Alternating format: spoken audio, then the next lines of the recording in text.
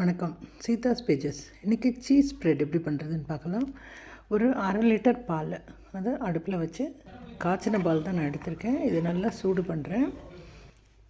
இது நல்லா சூடான பிறகு வினிகர் ஒரு 1.5 டேபிள் ஸ்பூன் வினிகர் சேர்க்குறேன்.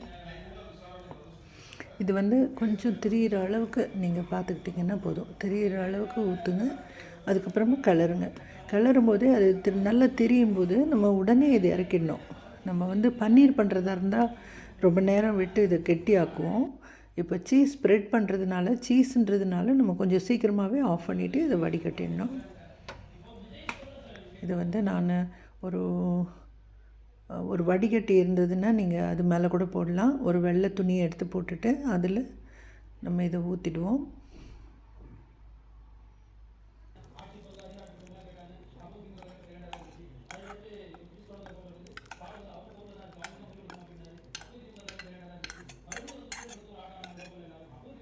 இது நான் சின்ன பாத்திரமாக வச்சுருக்கேன். அதனால் தண்ணி ரொம்ப சீக்கிரம் ஃபில்லப் ஆகிடுது. நம்ம இதை கொஞ்சம் மூடிட்டு அந்த தண்ணியை நான் மாற்றிடுறேன். ரொம்ப சூடாக இருக்கும். அதனால் எடுத்த உடனே நீங்கள் தொடும்பொழுது கொஞ்சம் ஜாக்கிரதையாக தொடுங்க. ரொம்ப சூடாக இருக்குது. இந்த தண்ணியை மாற்றிடலாம்.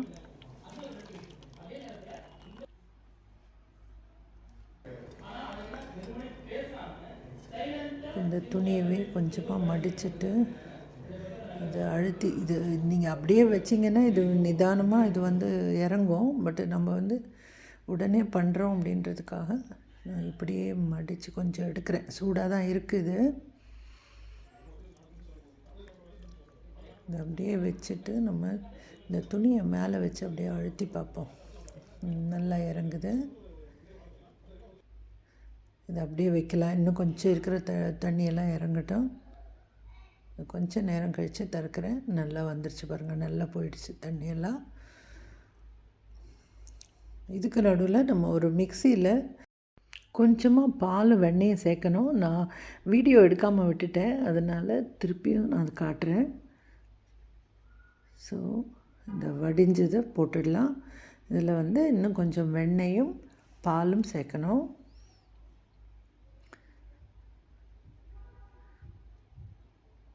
இது நமக்கு கொஞ்சம் ஸ்ப்ரெட்டுன்றதுனால ஸ்ப்ரெட் பண்ணுறக்கூடிய அளவாக இருக்கணும். ரொம்ப கட்டியாகவும் இல்லாமல் கொஞ்சம் தண்ணியாகவும் இல்லாமல் இருக்கணும். இப்படி வச்சிங்கன்னா தான் ஃப்ரிட்ஜில் கொஞ்சம் நாளைக்கு வரும். ஸோ இது நம்ம சீஸ் ஸ்ப்ரெட்டாக யூஸ் பண்ணிக்கலாம். சாண்ட்விச் பண்ணுறதுக்கு, பின்ன ரோல்ஸ் பண்ணுறதுக்கு, எதுக்கு வேணும்னாலும் யூஸ் பண்ணிக்கலாம். ஸோ இந்த சேனலை இது வரைக்கும் சப்ஸ்கிரைப் பண்ணாத பார்க்குறவங்க சப்ஸ்கிரைப் பண்ணுங்கள். இந்த வீடியோ உங்களுக்கு பிடிச்சிருந்ததுன்னா ஒரு லைக் கொடுங்க. மற்றவங்க கூடயும் ஷேர் பண்ணுங்கள். ஸோ இப்போ நான் இந்த சீஸ் ஸ்ப்ரெட்டை எடுத்து வைக்கிறேன். இதை எடுத்து வச்சுட்டு நான் வர வீடியோஸில் இதை வச்சு என்னெல்லாம் பண்ணலாம் அப்படின்றதையும் நான் காட்டுறேன். இது சாண்ட்விச்சஸ்க்கு நம்ம யூஸ் பண்ணலாம், டோஸ்ட்டுக்கு யூஸ் பண்ணலாம், அப்புறம் கிராக்கர்ஸ் அந்த பிஸ்கட் மாதிரி பண்ணோம் இல்லையா, அதுக்கு பண்ணலாம்.